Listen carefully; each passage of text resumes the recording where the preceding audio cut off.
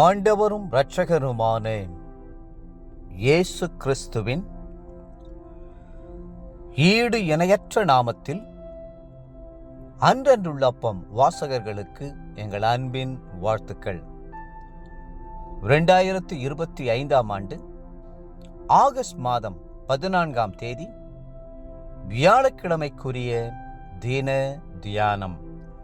இன்றைய தலைப்பு ஜெபம் பண்ணுகையில்.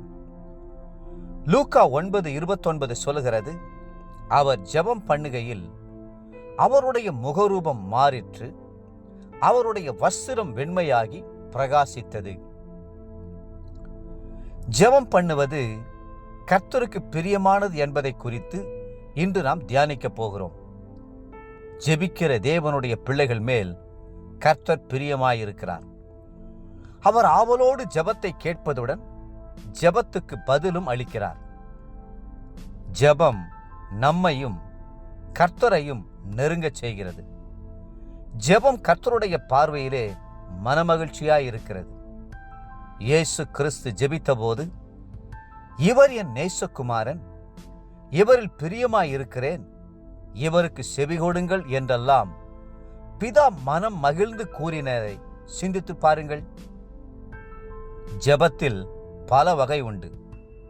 சில ஜெபங்கள் போராட்ட ஜெபங்களாயும், சில மன்றாட்டு ஜெபங்களாயும், சில விண்ணப்ப ஜெபங்களாயும், சில ஸ்தோத்திர ஜெபங்களாயும் இருக்கின்றன.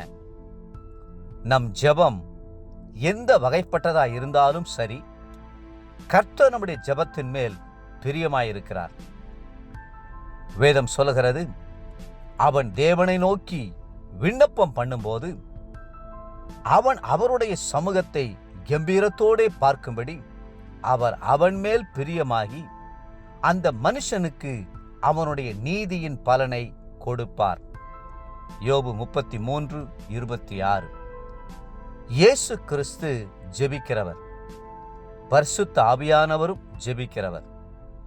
இயேசு கிறிஸ்து பிதாவினுடைய வலது பாரிசத்திலே எப்போதும் பரிந்து பேசிக் கொண்டிருக்கிறவர். பரிசுத்த ஆவியானவர் வாக்கு கடங்காத பெருமூச்சுகளோடு நமக்காக பிதாவினிடத்தில் விண்ணப்பம் செய்கிறவர். அவரைப் போல நாமும் ஜெபித்து விண்ணப்பம் செய்ய முன்வரும்போது விண்ணப்பம் செய்கிற நம்மீதும் அவர் பிரியமுள்ளவராகிறார். மட்டுமல்ல, அவர் நீதியின் பலனை நமக்கு தந்தருளுகிறார். ஜெபிப்பதற்கு முன்பாக உங்களுடைய இருதயத்தை சுத்திகரித்துக் கொள்ளுங்கள். பாவ சிந்தனைகளையும் உலக எண்ணங்களையும் அப்புறப்படுத்தி விடுங்கள். உங்களுடைய இருதயம் தேவனுக்கு முன்பாக உத்தமமானதாய் இருக்கட்டும். நம்முடைய உள்ளத்தில் அக்கிரம சிந்தை கொண்டிருப்போமானால் தேவ நமக்கு செவி கொடுப்பதில்லை.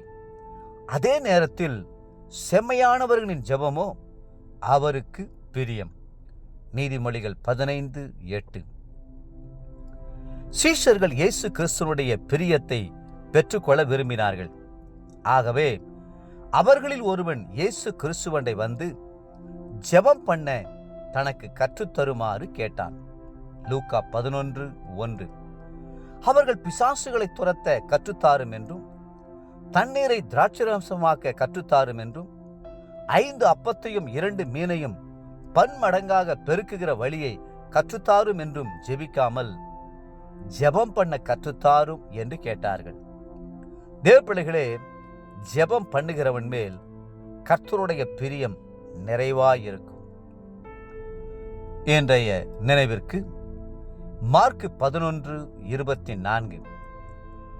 நீங்கள் ஜெபம் பண்ணும்போது எவைகளை கேட்டுக்கொள்வீர்களோ அவைகளை பெற்றுக்கொள்வோம் என்று விசுவாசியுங்கள், அப்பொழுது அவைகள் உங்களுக்கு உண்டாகும்.